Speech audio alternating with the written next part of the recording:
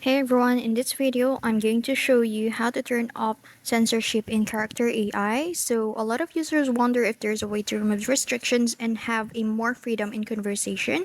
So first, it's important to know that character AI has built-in content moderation to ensure safe and appropriate interactions. This means certain words, topics, or phrases might be flagged or altered during conversations. So unfortunately, as of now, there's no official way to disable censorship in character AI because the filters are controlled by the platform and users don't have any options to modify them with their accounts. So while you can turn off the censorship, some users try adjusting their phrasing or using creative language to convey certain messages without triggering the filter. However, keep in mind that character AI system continuously updates, so workarounds may not always be effective. So if you'd like to see changes in how the filter works, you can always provide feedback directly to the character AI team because many users have shared their thoughts about these features, so letting the developers know your concerns might help shape future updates.